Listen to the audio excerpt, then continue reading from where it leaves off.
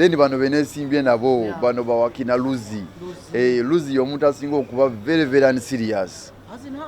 kabaka kati Luzi tosobola kubanga otambula ng'onoonya akalulu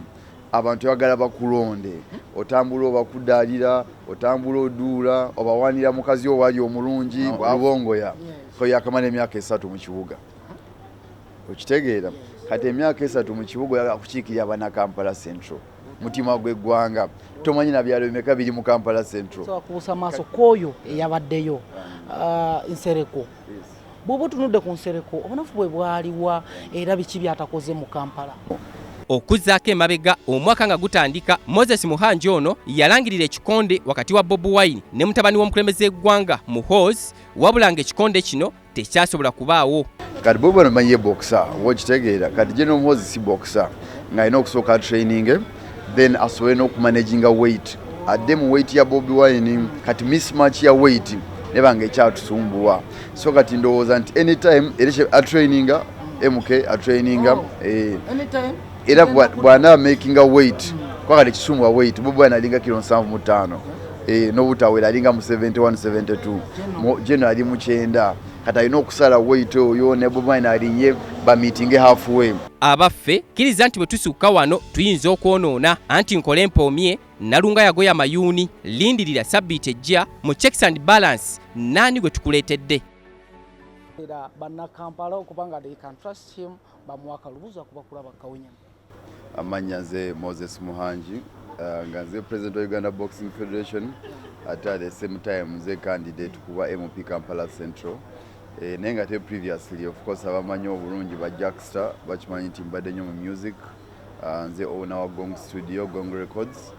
Gong DJ School for a very long time so mbadde nnyo mu entertainment abajiwandiise social life yeah. How is the experience when someone akulaba n'agamba nti uze kuba member of parliament LC5 gye bali ebifo ebirala gye biri ositukidde mu kinene what is the experience oyaso okiyita ekinene okusinziira ku level ye nenze ku level yange ati nalibadde njagana wa president wa Uganda kubanze already ndi president wa federation ya Uganda yonna mbadde mu music emyaka tigenda since 2009 nga ndi music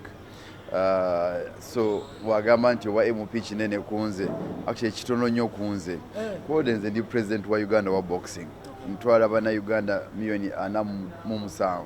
abali mu Uganda nina ba boxer all over Uganda buli district sio na number boxer so na responsibility nene nnyo ku level y'eggwanga nti M7 president wa bana Uganda ku nsonga za politics nze ndi president wa bana Uganda ku nsonga za boxing kato wa MP kabaka kafo katono nnyo kunze naye kulwaki twagadde nnyo okwesimba ku kifo ekyo nti ba MP be bavunaanyizibwako ku managinga y'eggwanga in terms of budget in terms of monitoring programs za government in terms of okusalawo ebintu ebya affecting abantu baffe nti ne Museveni baba yitaaga sente mulaba nga ajja mu parliament n'abasaba budget eyo bebalina ogimuwa si nti bamusinga amaanyi naye okusinziira ku engeri gye twakola mu Uganda nti ba MOP bavunaanyizibwa ku nsonga ya budgeting and implementation so kati nze kintwalaawo nti bwe mba ntuuseewo so okuparticipatinga mu kukola budget first of all okusupportinga sports sector bannabyamizannyo bangi tebafiiriddwako kimala so tuloza ate nti amaloboozi matono ge balina mu parliament kubanga basobola okufunayo ekitegeerekeka bazimbe ebisaawe babe ne ssente bakompiitinge bagende mu nsi z'ebweru ensonga esooka ne bannabitone abayimbi sekita y'abayimbi yaba arts and craft tefiiriddwako kimala ate nga nze ngibaddemu ngitegeera bulungi nnyo sports mubaddemu mba nsobola okutuusayo eddoboozi lyaffe abaana batuga okubanga abayimba ba DJ nze n'aba DJ bangi ben traininga ba DJ abo balina okufuna ku keeki y'eggwanga nga tuyitira mu parliament omwo n'abantu ababulijjo betwanga nabo mu kibuga Kampala enguudo zijjuddemu ebinnya amalwaliro temuli ddagala obutale si buzimbe ate ng'ebyo byonna bisayibwawo mu parliament so n'olwekyo kyova twalowooza nti katwenafuye tuve ku bifo byetuliko ebinene tuyingire awo awali emmeeza we bateesa ku bintu ebikwata ku Uganda. Okay. Mr. Moses njanga kusooka nkuzzeko wali omuntu akulabye awangalire Nakasero for the first time ayinza okwebuuza Moses asomera wa akulira wa awangalira wa Moses Muhangi ndi musajja muyivu nasoma kuva mu P1 Uganda Matters nensomera Ekiwuli Secondary School nensomera Kitante Hill School nensomera Makerere University LDC nengendako mu Jamaica nensoma music business kwegamba ndi highly educated nasoma amateeka Makerere nensoma statistics kwegamba nti nensoma music Kingston Jamaica Kingston University so kati byenjogerako byonna byonna mbitegeera. Moses Muhangi abeera mu Kampala Central era naliko former councillor mu KCC myaka 10 kwegamba nti n'embeera z'abantu zitegeera bulungi nnyo kuba naliko mu local government nga ndiko councillor nga nondebwa abantu b'Kololo block eyo yonna Kololo Kamoch and all that so banonda nenserving emyaka 10 nenjimalako nempumulamuko kati kyenkomyewo okubanga ngezako okubanganya kibi nga si kipya gyendi wadde ku bantu abamu kisobola okubeera ekipya naye kunze it's not new so noza tulowooza nti tufunye exposure emala ndi well traveled mbadde mu nsi zonna zisobola okulowoozaako kati tulina amagezi getufunye getulowooza nti time etuuse tusobola okugatta ku bana Kampala ate nga naffe mwetuwangayya tulekerawo okuba nga tucomplaininga enguudo mulimu ebinnya tewali ddagala mu ddwaliro nga tinaffe tusobola okwetuukirayo kuba tutuma butumi bantu yene generation eriwo nti tuyingire munda ate tutayinge tugenda kuyingira ddi nti waliwo generation yaba Museveni egenda evaawo eyaba Kayindo Tafiire egenda efuluma kati eriwo yeyaffe bantu nga nze fe abalina okuyingira mu gavumenti tukwate gavumenti tuteekateekera ensi yaffe onoba oliawo ne batalina bajja kutuuka ekisa nabo bajje nga generation eyaabwe so n'olwekyo ezimu ku slogani zange nti let's get involved katubyenyigiremu tulekerawo okutuma butumi abantu tulina buli kimu ekyetaagisa okubyenyigiramu so kwekosobola okwesimbawo muganda wange nze ndi independent because ndowooza nti ebintu ebitunyigiriza ebitu affectinga tebiri nnyo ku bibiina nti woba ozze wano tugeze kati wano wonsanze nga ndi mu kulya mmere wali waba akusavinga mmere mu restaurant takubuuza kaadi ya kibiina takubuuza osoma ddiini ki akubuuza kimu ssente ziriwa kati n'olwekyo enguudo embi bw'okuba ekinnya mu kkubo tebakubuuza nti wainaale mu kikukube oba n'opita kikola ki bitukuba kyekimu eddagala lituluma kyekimu oba teri mu ddwaliro so nkati ebintu ebitugatta byo tebyawula mu bibiina tebyawula mu madiini naye ate ku ssaawa ey'okugenda okubirwanyirira ate ne tweyawulamu kakyo abantu ngaffe twabule ntugala tetwetaaga kweyawula twegatte kwa ebitulwanyisa byo biri united kakiffe tetwegatta ne tutuuka ekisinga okuba ekikulu tube n'abantu nga balina experience balina qualities entuufu bagende batereze ensi yaffe. Mr. Moses, boxing ogisanga wa era ogibbulula otya for the good time you have served singa sigwe boxing ebyaddala singa eriwa? Boxing namusanga 2018 nga nfuuka president waayo tetwalina office nga n'okwewandiisa okwesimbawo twali wansi wa muti tetwalina wadde luggi nti woggulawo omutuula wana ab'ebikonde ekyo kisobola okuba ekifaananyi boxing engeri gye yalimu mu kiseera ekyo tetwalina liigi tetwalina kintu kyonna so n'olwekyo saawa zino wenjogerera tulina office tulina liigi ezanyibwa buli lunaku 14 omwaka mulamba tulina baboxer abatambula in and out of the country nti bye tukoze byebingi ennyo saawa zino naye nga twagala kubyongeramu katufunye amataka ga boxing tusomeseza ba referee ba judges baboxer beyongedde obungi okusaasana Uganda yonna image tugicleaninze edda nga balowooza baboxer abamubbi kati saawa zino buli boxer basobola n'okutwala ne banyumya naye so kati nti impact ebadde extremely nga y'amaanyi nnyo naye kunze ndaba tukyalina okwongeramu ebintu bingi kyobala tulowooza nti singa tunaba tuyingidde parliament tujja kukozesa obuyinza bwaffe mu parliament okwongera okusakira omuzannyo gwa boxing ate sina boxing yekka n'emizannyo egisigadde gyonna because basupporti strugglinga kyekimu owa rugby owa swimming owa basketball bona bali mu haso era singa saafuna mukisa kukulembera Uganda Boxing Federation ndowooza singa yasaanawo n'okusaanawo by now because mu kiseera ekyo yali ekkirira ku speed y'amaanyi nnyo nga tewali bakulembeze nze n'okwesimbawo ekifo ekyange ekyange kyekyaliko okuvuganyizibwa nga nvuganya n'oyo yaliwo mu kiseera ekyo n'ebifo ebisigadde byonna ebikola olukiiko byonna byali unopposed nga n'abantu tubeegalira bwegaliza okujja okwesimbawo okujjuza ebifo ebyo so kitegeeza nti oli yaliwo nga incumbent yekayika olukwera kyagala ogenda mu maaso wewali okuvuganya wokawuka nti abantu bali baluzize interest muzanyo gwa boxing nga babikoowa byabatama kati nkomezawo vibe boxing wakabi abeera ku TV kwegamba nti kati bye tukoze mu boxing tusobola okukola mu Kampala Central ebisinga ate bya boxing because buli kye tukolako tukimanyi tuki experience nze mmanyi ekibuga ekirungi kifaanana kitya mbaddeko mu America mbaddeko UK mbaddeko Netherlands mmanyi ekibuga ekirungi bwekikola ki bwekifaanana mbaddeko mu music mmanyi nti omuyimbi yeetaaga kintu bwe kiti sportsman mmanyi nti boxer kino kyakola ki kyetaaga ow'omupiira so bana Kampala Central temusobola kufuna mukulembeze alina bisaanyizo bituukiridde nga Moses Muhangi mbaddeko kansala mbadde mu politics before so nti Muhangi muyivu muteeketeeka ekimala va kuzino tatu zoolaba naye mu bwongo ndi muteekateeka ekimala oba okitegeera oli asobola okulaba zino zitatu n'akujajinga naye munaye tulina life mwe tuyise kati eyo life yaffe gye mbadde nkunyumizaako oluusi twesanga tulina kufaanana ekyo tekitujjaako mitwe gyaffe kinga bw'osanga omusiraamu ng'atambula n'entalabuusi ku mutwe naye alina pasiti ye naye ate nekyokwambala entalabuusi tekikyusa bwongo bwe ng'omuntu bw'osanga omukristo nga yeesibye amagandula ge kyekimu so bannayuganda tulina okutuuka ku point ey'okulekerawo okujajinga abantu ku nfaanana yaabwe omuntu mujajinge ng'otudde naye n'oyogera naye n'owulira ki ekimuvaamu esebo okay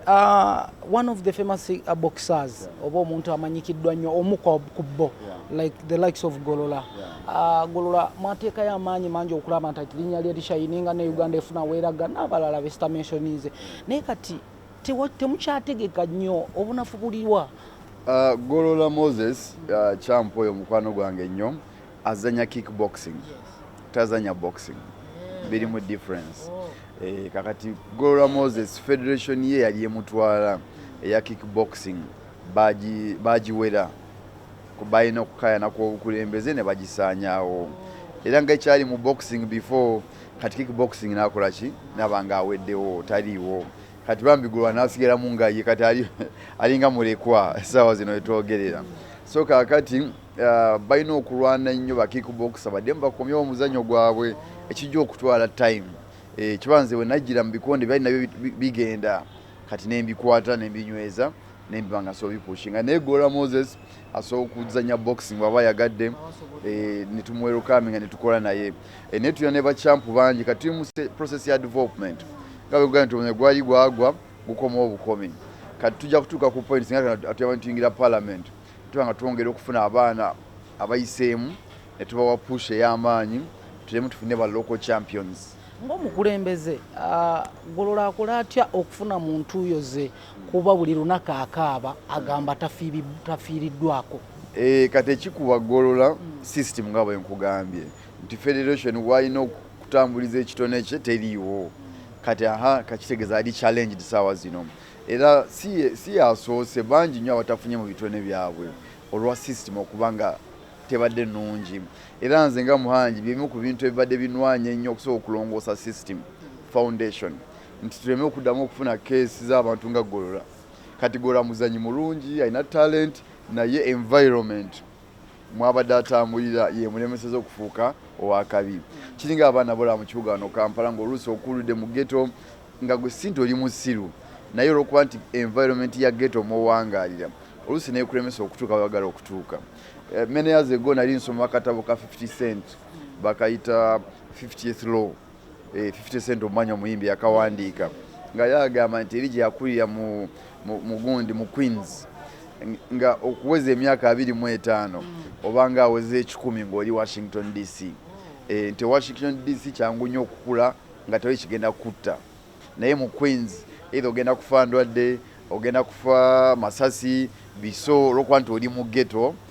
so okuweza emyaka 25 obanga aweze 10 kati kyekimu n'abaana olumwe bayitamu ne Golola Moses embeera gy'ayitamu ne bachampion abalala nti embeera ebeetoolodde tebasobozesa kufuuka bakabi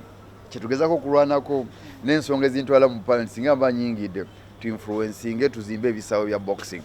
tuzimbe gyms ezakabi nti baana bafuna environment to make it in life.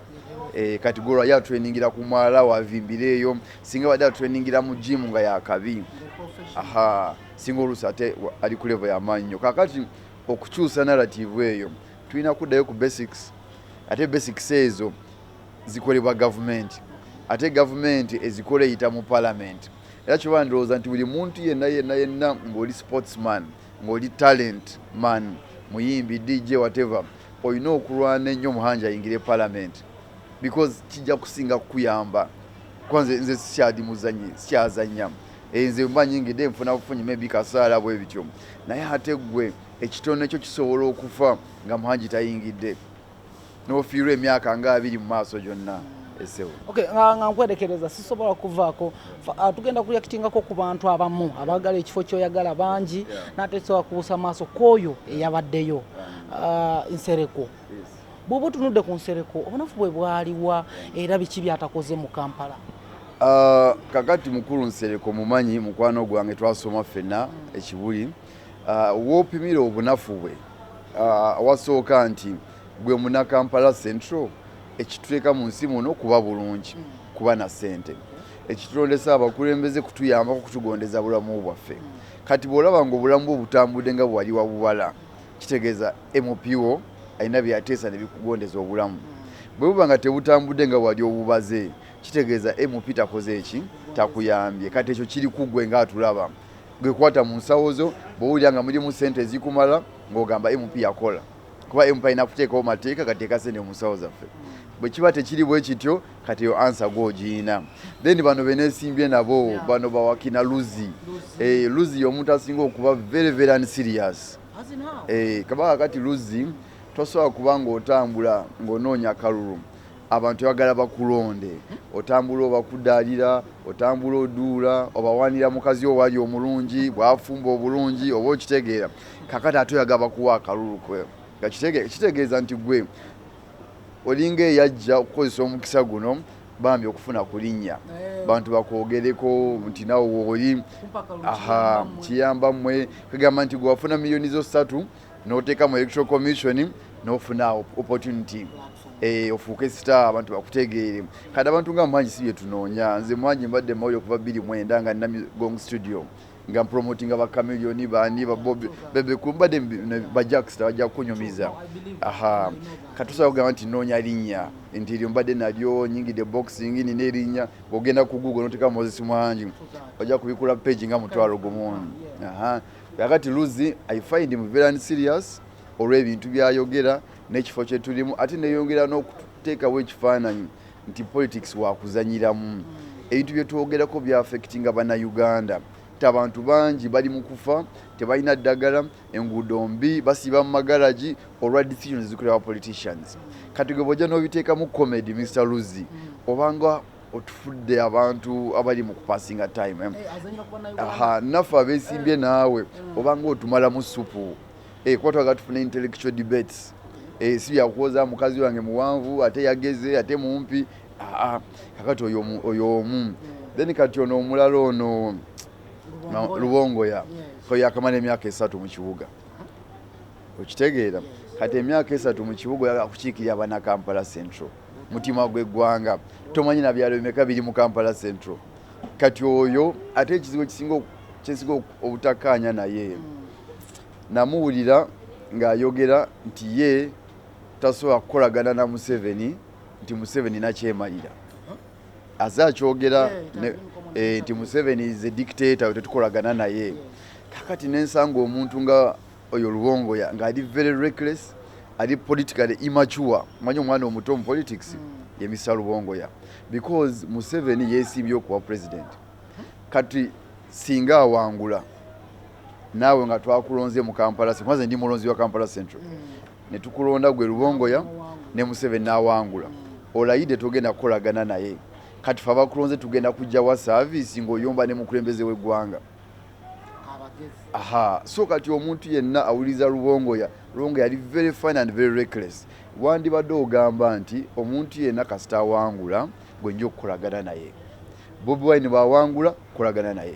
muntu bwawangula nkolagana naye kuba muba munonze mubana Kampala Central naye bwogamba nti oli sisobola kukolagana naye kati tuba tukuwa kaaki anti oli munankyukakyuka naye kale weesimbyewo ne Museveni yeesimbyewo kati bannayuganda bagenda kulonda banalonda alidde naawe olidde ffe twakuwa kaaki. That is politically immature kusaidi oyo omukulu oba okitegeera. Then omala gwa aliyo gwe tuvuganya naye bamuyita Minister Hajati Minsa. Ye minister wa Kampala sawa zino. Ye minister waki? Ye minister wa Kampala. Kakati muganda wange onoonya bwa MP yenna yegwanyiza kufuuka minister. Ate gwe oli kuba minister oyagala kudda mabega kuba MP. Kati kitegeeza oli asobola okubuuza kiki ekikulemye okukola ng'oli minisita kyoyagala okukola ng'oli MP. Kiringa omwana ali mu senior 1 nti nemedde okuyita ebibuuzo kangende ntuule ebya P5. Katulebedde nti naye byaliko si byaffe anoonya kuba na bifo self actualization nti yagambe naliko MP okusanyusa abewuwe naye ng'omuntu. Ate ffe twogera ku nsonga eziba bana Kampala Central bana Uganda gwega kusanyusa mutima gwo nti waliko minister nobeerako ne MP ogakujuza oli ku CV actually. Ffe tunoonya ngeri yakuyamba abaana batalina mirimu tubateeseze mu parliament gwoloonya CV era bana Kampala Central mbeegayiridde bana abantu bwe kiba kisoboka mubakomerere bonna. Oli anoonya CV komerera, ono wasala izitoro komerera, ono simanyi Museveni kino komerera. Okitegeera omuntu ajja okusobola okukiikirira mu Kampala Central Moses Muhangi ateekeddwa alina experience mukulembeze muvubuka muto generational cause ye perfect person for Kampala Central. Okay. Bingi byogeddwa naye katalekeka you have been in this industry for some good time. Waliwo dokete ziyambiddwako the likes of artists balabiddwa government ebayambyeko wawolaba bebatafiiriddwako kuba when we talk about industry yonna etwalibwa abantu bangi that promoters boxers arts industry DJs n'abayimbi doketi kijolaba etafiiriddwako ngere ekulumiriza nnyo n'oba otudde wo bana talent bana bitone because munakitone yenna olaba lwakwanti olina obudde butini next time ojja kunoonya nkuwe discussion kyebayita comparative advantage Uganda gyesobola okuba nayo on the global market. Ntusobola okuba n'omwana Big Trill n'akuba akayimba party after party nekakuba ensi yonna.